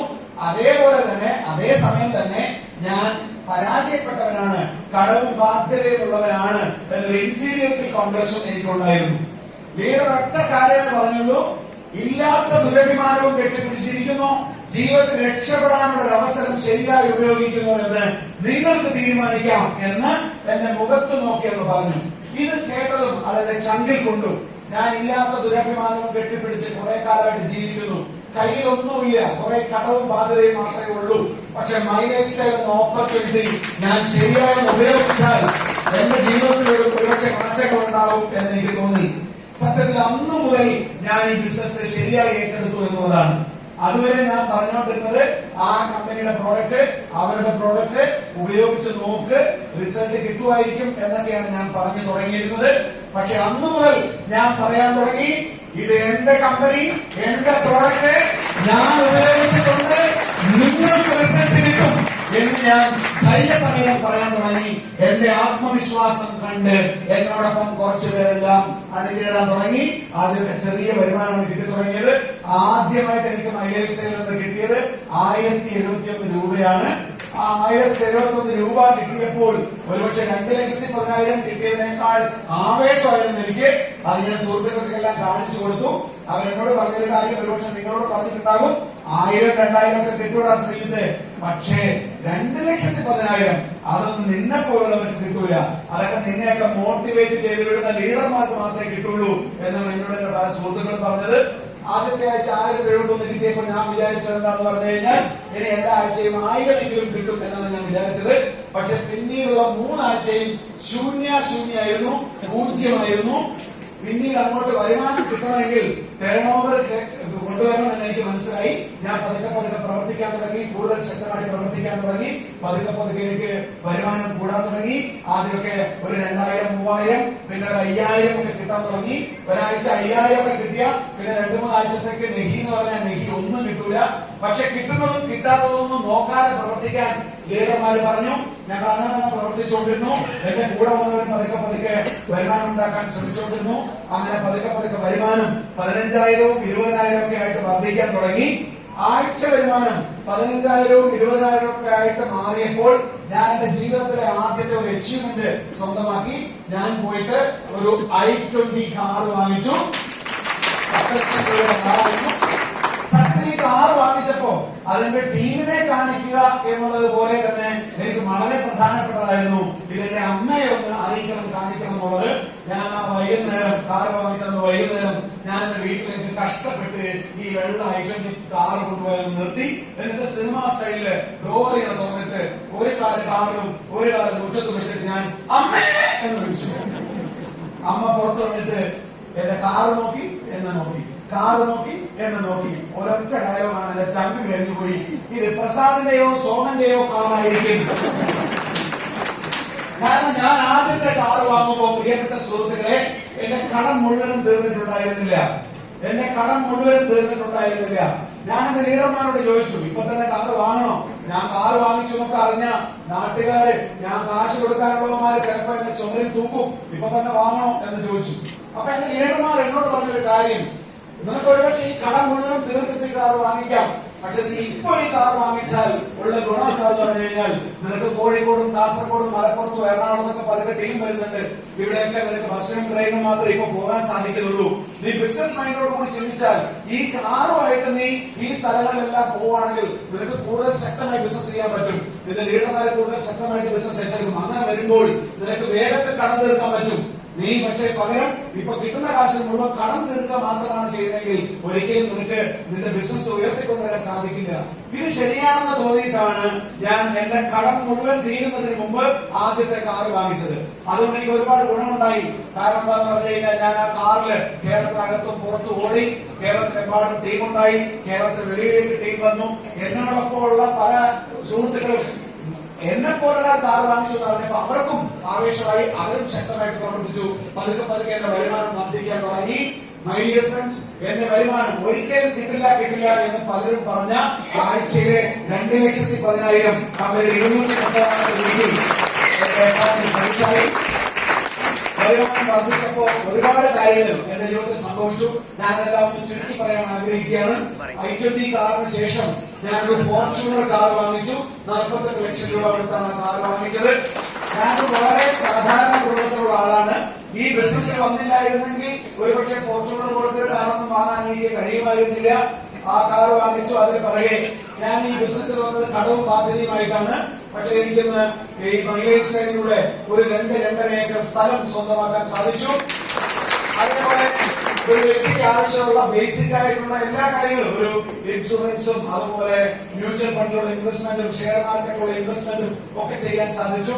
അതേപോലെ ഞാൻ എന്റെ ഭാര്യയെ, ആ ഭാര്യക്ക് അവളും ഡ്രൈവിംഗ് ഒക്കെ പഠിക്കാൻ വേണ്ടിയിട്ട് ആദ്യം ഞാനൊരു നെക്സോണിന്റെ ഒരു ഇലക്ട്രിക് കാർ വാങ്ങിച്ചു കൊടുത്തു.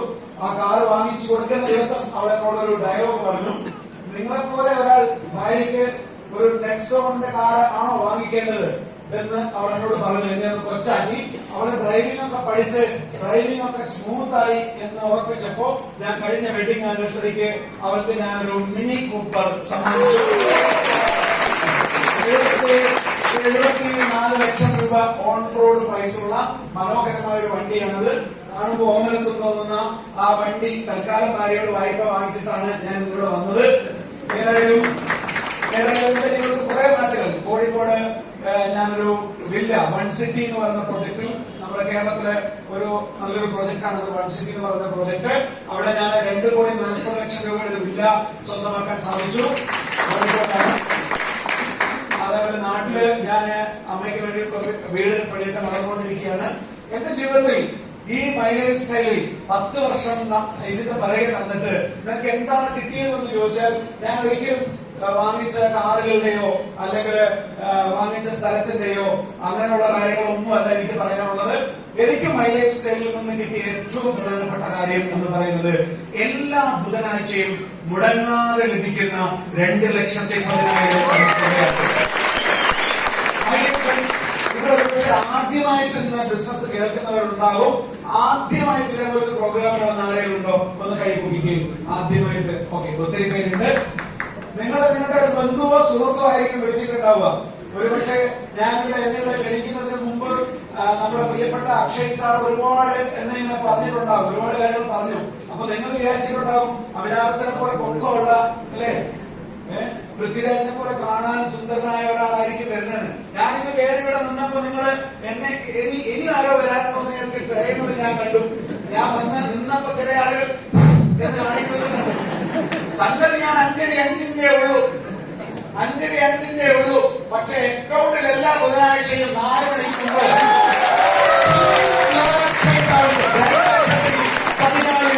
2,10,000 ഞാൻ പലരോട് പറഞ്ഞിട്ടുള്ളൊരു കാര്യം, നമ്മുടെ നാട്ടില് ബാങ്ക് കൊള്ളയടിക്കുക അല്ലെങ്കിൽ ബാങ്കിൽ ഓൺലൈനായിട്ടൊക്കെ പണം തട്ടിപ്പ് നടത്തുക, പല രീതിയിൽ അക്കൗണ്ടിൽ നിന്ന് കാശ് പോകുന്ന പരിപാടിയൊക്കെ ഇപ്പോ വളരെ കോമൺ ആയിട്ട് നടന്നുകൊണ്ടിരിക്കുന്ന കാര്യമാണ്.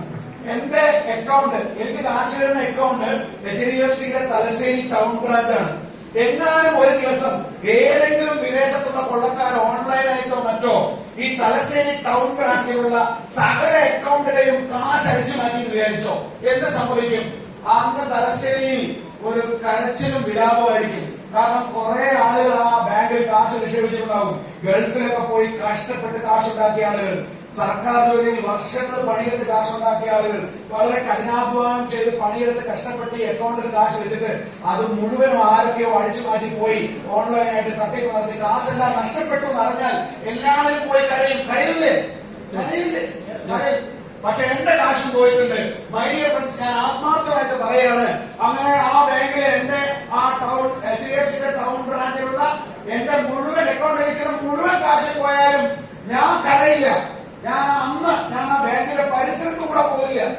പക്ഷേ പിറ്റേ ചൊവ്വാഴ്ച രാവിലെ ഞാൻ ബ്രാഞ്ചിൽ ചെല്ലും.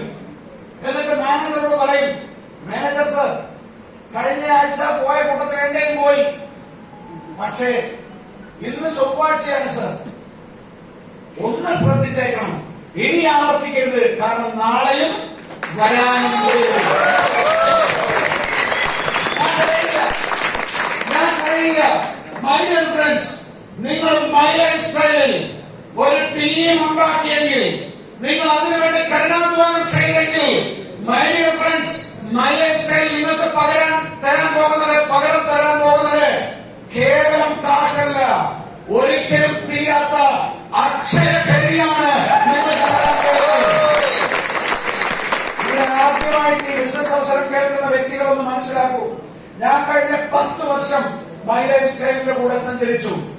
ഇന്ന് ഞാൻ വെറുതെ വീട്ടിലിരുന്നാലും, ഒന്നും ചെയ്യാതെ വീട്ടിലിരുന്നാലും, കുഞ്ഞുങ്ങളോടൊപ്പം കളിച്ചിരുന്നാലും, വിദേശത്ത് ടൂർ പോയാലും, എവിടെ പോയിരുന്നാലും, ബുധനാഴ്ച ദിവസം ഉണ്ടെങ്കിൽ ഈ ശ്രീജിത്തിന്റെ അക്കൗണ്ടിൽ 1.5 ക്രെഡിറ്റ് ചെയ്യപ്പെടാൻ പോകുന്ന തുക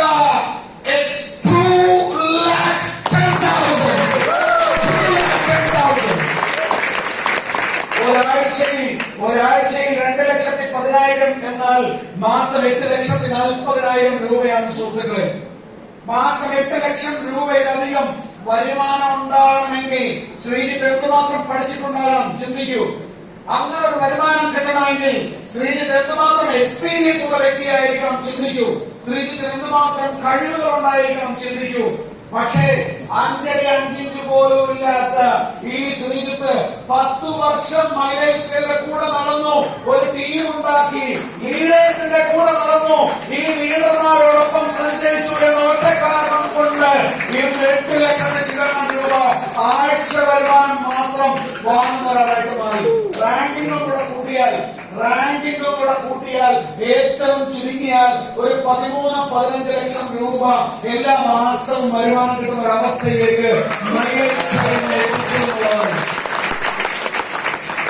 ഡിയർ ഫ്രണ്ട്സ്, നിങ്ങൾ ഇപ്പോൾ ചിന്തിക്കേണ്ട കാര്യം, ഒരുപക്ഷെ ആദ്യമായിട്ട് കേൾക്കുന്ന വ്യക്തികൾ, ഒരുപക്ഷെ ഒരു മാസമോ 2 മാസമോ ആയിട്ട് ബിസിനസ് ചെയ്യുന്നവർ, ഈ ബിസിനസ്സിൽ ഇതെങ്ങനെ മുന്നോട്ട് കൊണ്ടുപോകണം എന്ന് ഒരുപക്ഷെ സംശയിച്ചു നിൽക്കുന്ന ആളുകളൊക്കെ ചിന്തിക്കേണ്ട കാര്യം, നമ്മൾ മനസ്സിലാക്കേണ്ട കാര്യം, ഇതെങ്ങനെയാണ് സംഭവിക്കുന്നത് എന്നുള്ളതിനെ കുറിച്ചാണ് ആദ്യം ചിന്തിക്കേണ്ടത്. അൾട്ടിമേറ്റ് ആയിട്ട് ഇതൊരു ബിസിനസ് ആണെന്ന് നമ്മൾ മനസ്സിലാക്കണം.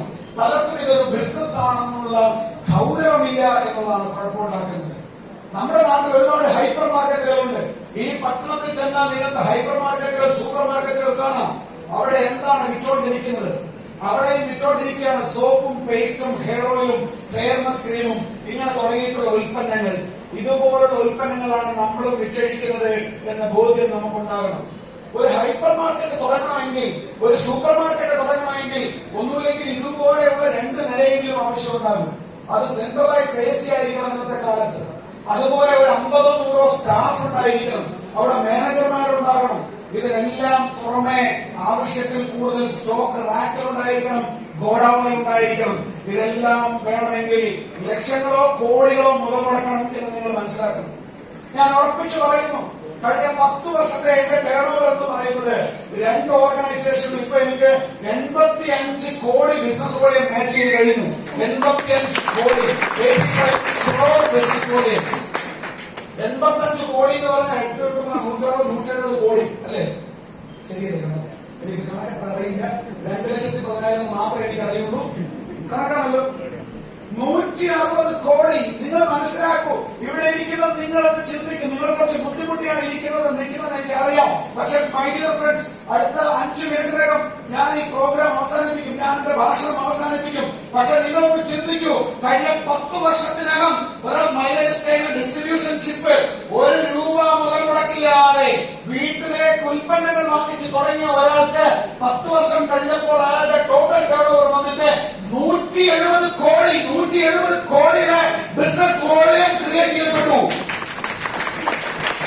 ഇത് എത്ര വലിയ തുകയാണെന്ന് അറിയണമെങ്കിൽ, ബിസിനസ്സുകാരെ ഇത് എത്ര വലിയ തുകയാണെന്ന് അറിയണമെങ്കിൽ നിങ്ങൾ ഈ അങ്ങാടിയിൽ പോയിട്ട്, നിങ്ങൾ ഈ ബജാറിൽ പോയിട്ട് അവിടെ കഴിഞ്ഞ 10 കൊല്ലമായി ബിസിനസ് ചെയ്യുന്ന ഒരു വ്യക്തിയോട് ചോദിക്കണം. അവിടെ കഴിഞ്ഞ 10 കൊല്ലമായി ബിസിനസ് ചെയ്യുന്ന ഒരു വ്യക്തിയോട്, ഒരു കച്ചവടക്കാരനോട് ചോദിക്കണം, കഴിഞ്ഞ 10 വർഷത്തെ നിങ്ങളുടെ ടേൺ ഓവർ എത്ര? എനിക്ക് ഉറപ്പിച്ചു പറയാൻ കഴിയും, 170 കോടിയുടെ 7 അയലത്ത് പോലും വരില്ല. ഒരു സംശയവുമില്ല. അവർ മുടക്കിയിരിക്കുന്നത് ലക്ഷങ്ങളാണ്. അവർ മുടക്കിയിരിക്കുന്നത് ലക്ഷങ്ങളാണെന്ന് നമ്മൾ മനസ്സിലാക്കണം. നമ്മൾ ആർക്കും വാടക കൊടുക്കുന്നില്ല, നമ്മൾ ആർക്കും ശമ്പളം കൊടുക്കേണ്ട കാര്യമില്ല, നമ്മൾ എവിടെയും ഈ ഭയാനകമായ സ്റ്റോക്ക് വെക്കേണ്ട കാര്യമില്ല, നമുക്ക് പ്രഷറോ ടെൻഷനോ ഇല്ല. ഉണ്ടോ? ഒരു സാധാരണ ബിസിനസ് ലക്ഷങ്ങൾക്ക് തുടങ്ങിയാൽ അവർക്ക് അന്ന് മുതൽ ടെൻഷൻ, പ്രഷർ ആയിരിക്കും. കാരണം നിങ്ങൾ ഒരു ജ്വല്ലറി തുടങ്ങ്, ഒരു ബേക്കറി തുടങ്ങ്, ഒരു ടെക്സ്റ്റൈൽ ഷോപ്പ് തുടങ്ങ്, നിങ്ങൾ മാത്രമേ ഉണ്ടാവൂ അത് വിജയിപ്പിക്കാൻ. തൊട്ടടുത്ത് നടക്കുന്ന ബേക്കറിക്കാരൻ, തൊട്ടടുത്ത് ജ്വല്ലറി നടത്തുന്നയാൾ, നിങ്ങൾ എങ്ങനെയും തകർന്നു പോകട്ടെ എന്ന് മാത്രമേ വിചാരിക്കുകയുള്ളൂ. യെസ്. അങ്ങനെ നിങ്ങളൊരു ബിസിനസ് തുടങ്ങിയാലാണ് നിങ്ങളുടെ വീട്ടുമുറ്റത്ത് മുട്ടകൾ കാണാൻ കഴിയുന്നത്. കാണൂലേ? വരച്ചു വെച്ച മുട്ടയൊക്കെ കാണും. പക്ഷെ മൈലേജ് സ്റ്റൈലിൽ നിങ്ങൾ ചിന്തിക്കൂ, മൈലേജ് സ്റ്റൈലിൽ ഇതൊരു വിൻ വിൻ ബിസിനസ് ആണ്. നിങ്ങളൊരു ബിസിനസ് ലക്ഷങ്ങൾ മുടക്കി തുടങ്ങുമ്പോൾ അത് വിജയിപ്പിക്കാൻ നിങ്ങൾ മാത്രമേ കാണുള്ളൂ. പക്ഷെ മൈലേജ് സ്റ്റൈലിൽ ഇന്ന് ആദ്യമായി കേൾക്കുന്ന വ്യക്തികൾ മനസ്സിലാക്കണം, നിങ്ങൾ ഒന്ന് തുടങ്ങാമെന്ന് സമ്മതം കൂടിയാൽ മതി, യെസ് എന്ന് പറഞ്ഞാൽ മതി. നിങ്ങളെ വിജയിപ്പിക്കാൻ ഒരു 10 പേര് ചുറ്റും കാണും. ഇതൊരു ടീം ഗെയിമാണെന്ന് മനസ്സിലാക്കൂ. നിങ്ങൾക്ക് ഇപ്പോൾ നിങ്ങളുടെ അവസ്ഥ എന്തോ ആകട്ടെ, നിങ്ങളിപ്പോ ചിലപ്പോൾ ചിന്തിക്കും, എനിക്കിങ്ങനെ ഈ ശ്രീധരനെ പോലെ സംസാരിക്കാൻ പറ്റുമോ എന്നൊക്കെ ചിന്തിക്കും. മൈ ഡിയർ ഫ്രണ്ട്സ്, ഞാൻ ഈ ബിസിനസ്സിൽ വന്നതിന് ശേഷമാണ് എല്ലാ അഭ്യാസവും പഠിച്ചത്.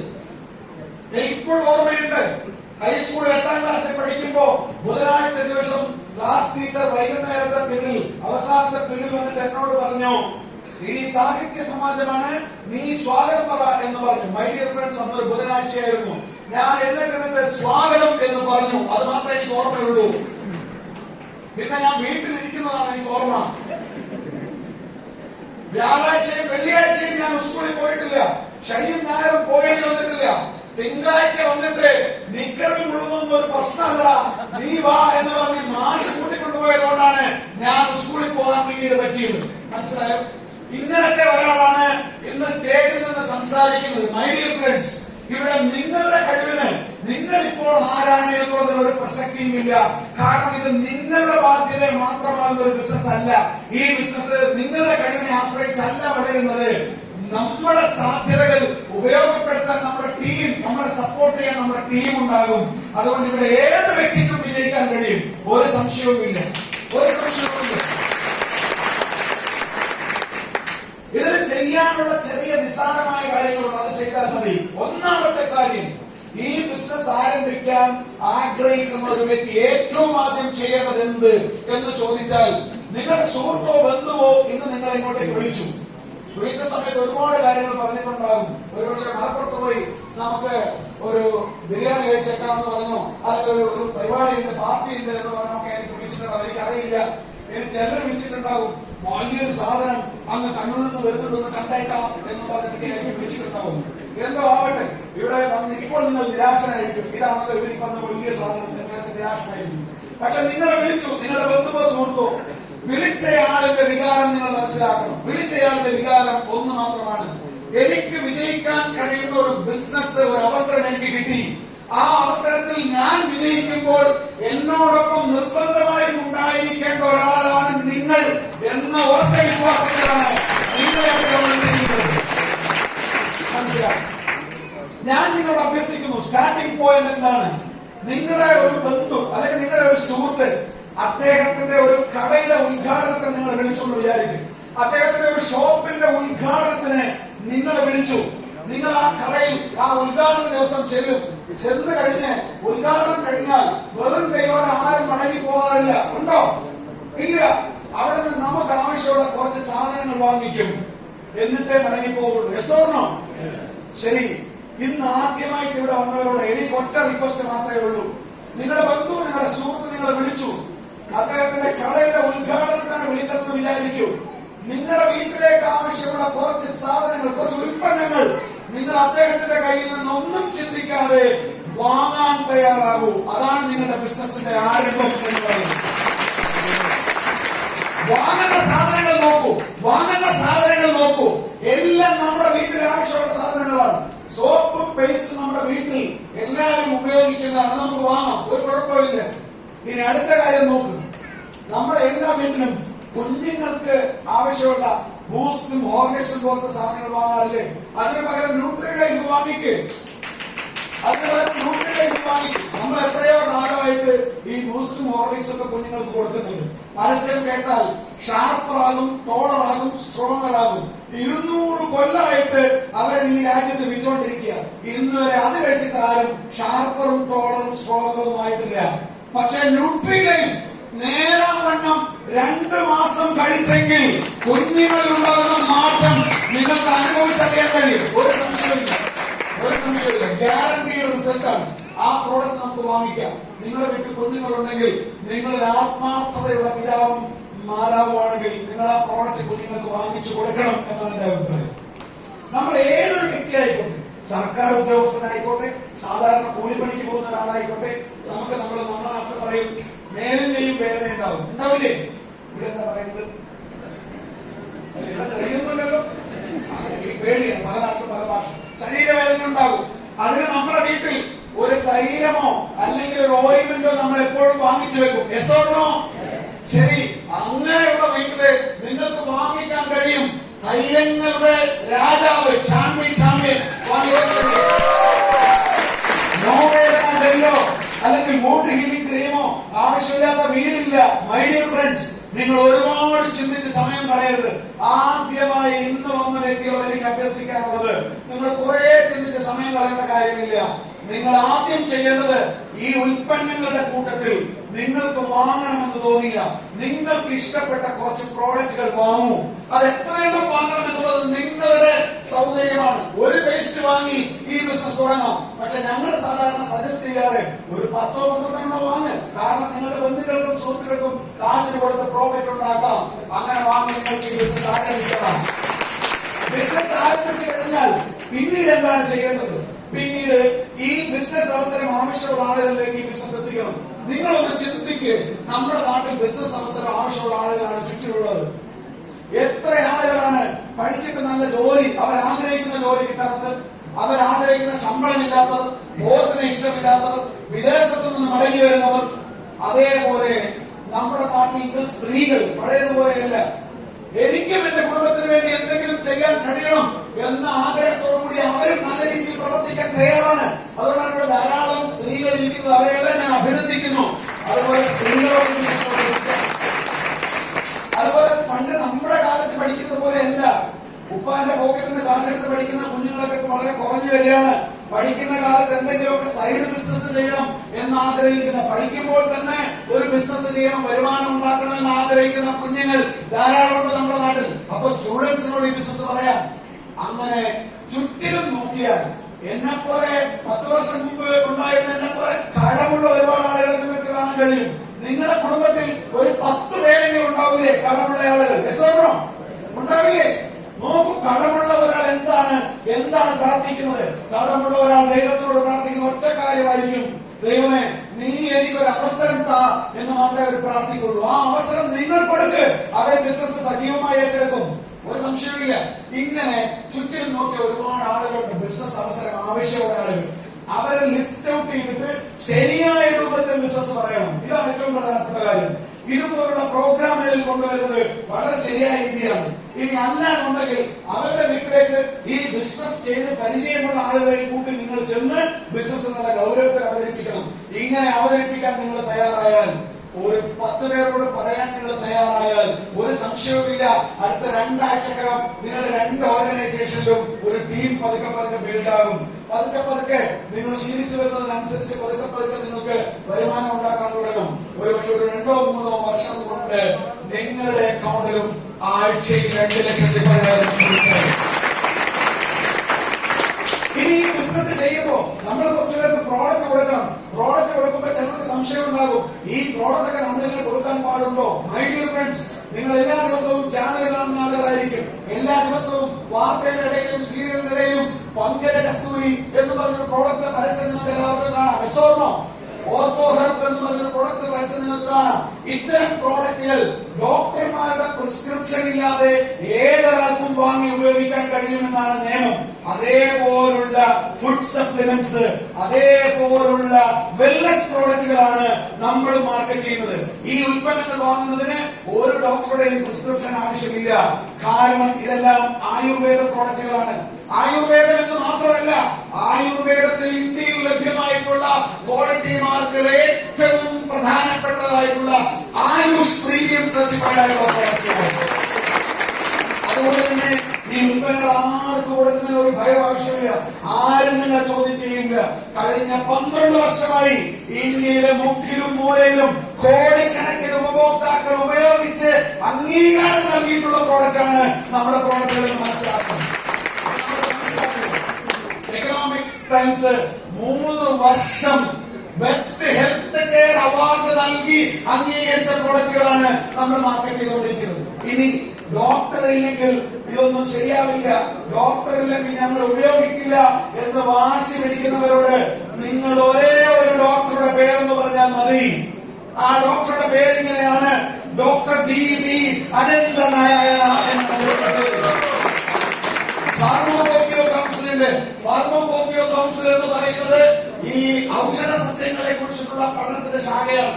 ആ ഫാർമോകോപ്പിയോ കൗൺസിലിന്റെ ഇന്ത്യയുടെ മുൻ അധ്യക്ഷനാണ് സാക്ഷാൽ ഡോക്ടർ DB അനന്തനാരായണ. അദ്ദേഹം എഴുതിയിട്ടുള്ള ബുക്കുകൾ ഇന്ന് BAMS ഉൾപ്പെടെയുള്ള കരിക്കുലത്തിന്റെ ഭാഗമാണ്. അദ്ദേഹം ഇന്ത്യയിലെ ഏറ്റവും പ്രശസ്തനായിട്ടുള്ള ഒരു സയന്റിസ്റ്റ് ആണ്. അദ്ദേഹമാണ് നമ്മുടെ സയന്റിസ്റ്റ് വിങ്ങിനെ നയിക്കുന്ന ഹെഡ് എന്ന് നമ്മൾ മനസ്സിലാക്കണം. അപ്പോ ഡോക്ടർമാരില്ല എന്നാരും വിചാരിക്കരുത്. ആവശ്യത്തിലധികം പേരും പ്രശസ്തിയുള്ള ഡോക്ടർമാരുടെ മേൽനോട്ടത്തിൽ തന്നെയാണ് നമ്മുടെ ഉൽപ്പന്നങ്ങളെല്ലാം ഉണ്ടാക്കുന്നത് നമ്മൾ മനസ്സിലാക്കുക. നമ്മുടെ മാനുഫാക്ചറിംഗ് പാർട്ട്നേഴ്സ് എല്ലാം ഇന്ത്യയിലെയും ലോകത്തിലെയും ഏറ്റവും മികച്ച സംവിധാനങ്ങളുള്ള മാനുഫാക്ചറിംഗ് പാർട്ട്നേഴ്സ് ആണ്. അതുപോലെ തന്നെ ഈ ബിസിനസ് ചെയ്യുന്നതിന് ഇന്ത്യയിൽ എന്തെങ്കിലും തടസ്സമുണ്ടോ എന്നുകൂടി നമ്മൾ ചിന്തിക്കുക. ഇന്ത്യ ഗവൺമെന്റും കേരള സർക്കാരും ഈ ബിസിനസ് ഡയറക്ട് സെല്ലിംഗ് ബിസിനസ് ചെയ്യുന്നതിന് ആവശ്യമായിട്ടുള്ള എല്ലാ നിയമപരമായ പരിരക്ഷയും നമുക്ക് ഉറപ്പ് നൽകിയിട്ടുണ്ട്. കേരളത്തിൽ പ്രത്യേകിച്ചിട്ടും കേരളത്തിൽ ഇതിനു വേണ്ടിയിട്ടുള്ള ഒരു പ്രത്യേക ഗവേണൻസ് സംവിധാനം തന്നെയുണ്ട്. 7ഓളം IAS IPS ഉദ്യോഗസ്ഥന്മാരടങ്ങുന്ന ഒരു മോണിറ്ററിംഗ് അതോറിറ്റി ഉണ്ട്. മണി ചെയിൻ സംവിധാനങ്ങളെ തകർക്കാനും അതിനെ എതിർക്കുവാനും ജെന്യൂൻ ആയിട്ടുള്ള ഡയറക്ട് സെല്ലിംഗ് കമ്പനികളെ പിന്തുണക്കുവാനും സർക്കാർ പ്രതിജ്ഞാബദ്ധമാണെന്ന് കേരളത്തിന്റെ മുഖ്യമന്ത്രി ശ്രീ പിണറായി വിജയൻ തന്നെ നിയമസഭയിൽ പറഞ്ഞിട്ടുണ്ട്. ഇങ്ങനെ എല്ലാ അർത്ഥത്തിലും നമുക്ക് നിയമപരമായ പരിരക്ഷയുണ്ട്. അതോടൊപ്പം ഈ ബിസിനസ് ഒരു പുതിയ കാലഘട്ടത്തിന്റെ ബിസിനസ് ആണെന്ന് മനസ്സിലാക്കിയിട്ട് എല്ലാ ട്രേഡ് യൂണിയനുകളും ഈ രംഗത്ത് പ്രവർത്തിക്കുന്നവരെ കൂട്ടിയോജിപ്പിച്ച് മുന്നോട്ട് പോകുന്നുണ്ട്.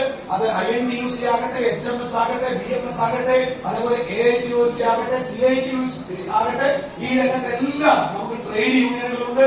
അപ്പൊ അങ്ങനെ നോക്കിക്കഴിഞ്ഞാൽ, എല്ലാ അർത്ഥത്തിലും നോക്കിക്കഴിഞ്ഞാൽ ഈ ബിസിനസ് 100% ജെന്യൂൻ ആയിട്ടുള്ള ഒരു ബിസിനസ് ആണ്, 100% നിയമപരമായിട്ടുള്ള ബിസിനസ് ആണ്.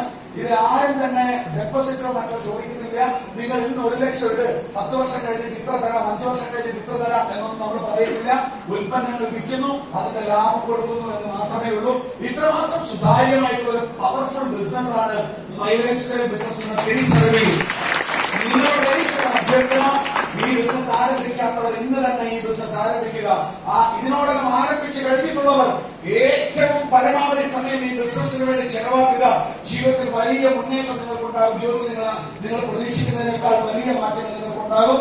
ഒരുപക്ഷെ ഞാൻ നിങ്ങളോട് പറഞ്ഞു, 10 വർഷം മുമ്പ് കയ്യിൽ നമ്മൾ സാധാരണ പറയാറുണ്ട്, ഒരു കാലണ പോലും ഇല്ലാതെ കടവും ബാധ്യതയുമായിട്ട് ഞാൻ എത്രയോ ദിവസം കണ്ണാടിയുടെ മുന്നിൽ നിന്ന് കരഞ്ഞിട്ടുണ്ട്. 100 രൂപ കയ്യിലില്ലാത്തത് കൊണ്ട് ഞാൻ കരയേണ്ടി വന്നിട്ടുണ്ട്. അങ്ങനെ വന്ന ഒരാൾ 1 രൂപ പോലും ഈ ബിസിനസ്സിൽ ഇൻവെസ്റ്റ് ചെയ്യാനില്ലാതെ, ഇനി ഒരു സ്ഥലത്തു നിന്നും കടം വാങ്ങാനില്ലാതെ, ജീവിതത്തിൽ ഒരു സ്വപ്നവുമില്ലാതെ, ജീവിതത്തിൽ ഇനി എന്ത് ചെയ്യുമെന്നറിയാതെ ഇരുന്ന ഒരാളായിരുന്നു ഞാൻ.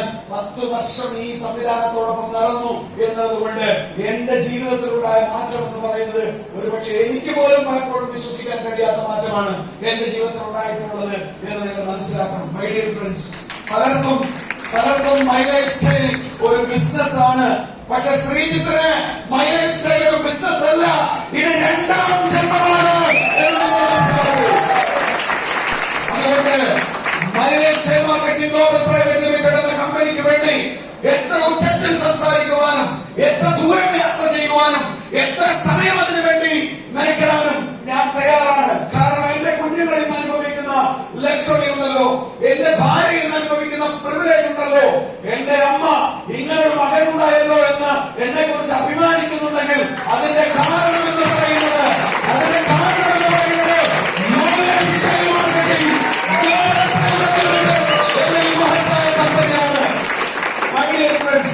മൈ ലൈഫ് സ്റ്റൈലിന് വേണ്ടി ഒന്നും തന്നെ അധികമായി പറയേണ്ടി വന്നിട്ടില്ല ഇതുവരെയും. കാരണം ഉള്ളത് പറഞ്ഞാൽ പോലും ആളുകൾക്ക് വിശ്വാസമില്ല, അത്രമാത്രം വലുതാണ് മൈ ലൈഫ് സ്റ്റൈൽ. അതുകൊണ്ട് ഇന്ന് ഞാൻ ഇവിടെ പറഞ്ഞ കാര്യങ്ങൾ, ഇന്ന് ഞാൻ ഇവിടെ ഈ സ്റ്റേജിൽ വെച്ച് പറഞ്ഞ കാര്യങ്ങളിൽ നിങ്ങൾക്ക് ആർക്കെങ്കിലും എന്തെങ്കിലും ഒരു സംശയം ഉണ്ടെങ്കിൽ ഈ വേദി വിട്ടുപോകുന്നതിന് മുമ്പ് എന്റെ അടുത്തേക്ക് നിങ്ങൾ വരണം. എന്നിട്ട് എന്നോട് ചോദിക്കണം, നിങ്ങൾ പറഞ്ഞല്ലോ ആഴ്ചയിൽ 2,10,000 കിട്ടുന്നു, തെളിവ് കാണിക്കാമോ? നിങ്ങൾ പറഞ്ഞല്ലോ നിങ്ങളുടെ തോന്നിട്ടുള്ള കാറ് നിങ്ങളുടെയാണെന്ന്, തെളിവ് കാണിക്കാമോ? നിങ്ങൾക്ക് ഞാൻ ഇവിടെ പറഞ്ഞ കാര്യത്തിൽ എന്ത് കാര്യത്തിൽ സംശയം ഉണ്ടെങ്കിലും അതെന്നോട് തന്നെ ചോദിക്കാം. കാരണം മൈ ലൈഫ് സ്റ്റൈലിന് വേണ്ടി ഈ നാവിൽ നിന്ന് ഇന്നുവരെ സത്യമല്ലാതെ മറ്റൊന്നും പുറത്തു കൊണ്ടുവരുന്ന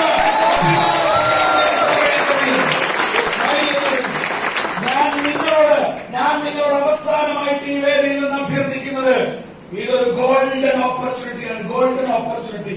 കാലഘട്ടത്തിന്റെ അവസരം, ഈ കാലഘട്ടത്തിന്റെ അവസരം നിങ്ങളുടെ മുന്നിൽ ദൈവാനുഗ്രഹം കൊണ്ട് ഇന്ന് നിങ്ങളുടെ മുന്നിൽ വെളിവാക്കപ്പെട്ടിരിക്കുകയാണ്. ഈ അവസരത്തെ തട്ടിമാറ്റാതെ നിങ്ങളാൽ സാധ്യമാകുന്ന അത്രയും സമയം, നിങ്ങളാൽ സാധ്യമാകുന്ന അത്രയും ദിവസം, അത്രയും നിമിഷം നിങ്ങൾ ഈ ബിസിനസിന് വേണ്ടി എഫേർട്ട് ഇടുക.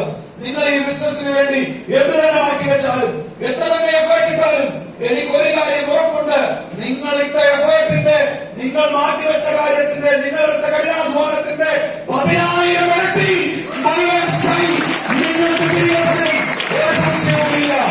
അങ്ങനെ ദിവസം ഉണ്ടാകട്ടെ. ജീവിതത്തിൽ വിജയിച്ച ഒരു വ്യക്തിയാകട്ടെ. സാമ്പത്തികമായി മൈ ലൈഫ് സ്റ്റൈൽ പരീക്ഷയിലൂടെ വിജയിച്ച് ഒരു അച്ചീവറായി നിങ്ങളെ കാണാൻ കഴിയട്ടെ. അതുവരേക്കും തൽക്കാലത്തേക്ക് വിട. ഇന്ന് ഈ പ്രോഗ്രാം ഇവിടെ കൈകാര്യം ചെയ്ത നമ്മുടെ പ്രിയപ്പെട്ട ലീഡേഴ്സിനെ ഓർഗനൈസ് ചെയ്തിട്ടുള്ള എല്ലാവർക്കും ഹൃദയം നിറഞ്ഞ നന്ദി ഒറ്റവാക്കിൽ അറിയിച്ചുകൊണ്ട് ഇവിടെ വന്നിട്ടുള്ള എല്ലാ ഗ്രേറ്റ് ലീഡേഴ്സിനും ഈ ഒരു പ്രോഗ്രാമിന്റെ പേരിൽ ഹൃദയം നിറഞ്ഞ നന്ദി അറിയിച്ചുകൊണ്ട് ഇന്ന് ആദ്യമായി ഈ ബിസിനസ് അവസരം കേൾക്കാൻ എത്തിച്ചേർന്നിട്ടുള്ള ഞങ്ങളുടെ പ്രിയപ്പെട്ട അതിഥികളോട് ഒരിക്കൽ കൂടി ഈ ബിസിനസ് ആരംഭിക്കണം, ഇന്ന് തന്നെ ആരംഭിക്കണം, സംശയങ്ങൾ എന്തെങ്കിലും ഉണ്ടെങ്കിൽ ഇവിടെ ഇരുന്ന് തീർത്തിട്ടേ പോകാവുള്ളൂ എന്ന് അഭ്യർത്ഥിച്ചുകൊണ്ട് നിങ്ങളാണ് ഇന്നത്തെ ഈ ഒരു അവസരത്തിൽ ഞങ്ങളുടെ ഏറ്റവും പ്രിയപ്പെട്ട വ്യക്തികൾ. അങ്ങനെ വന്ന നിങ്ങൾക്ക് ഓരോരുത്തർക്കും ഹൃദയം നിറഞ്ഞ നന്ദി അറിയിച്ചുകൊണ്ട് ഞാൻ തൽക്കാലത്തേക്ക് അവസാനിപ്പിക്കുന്നു.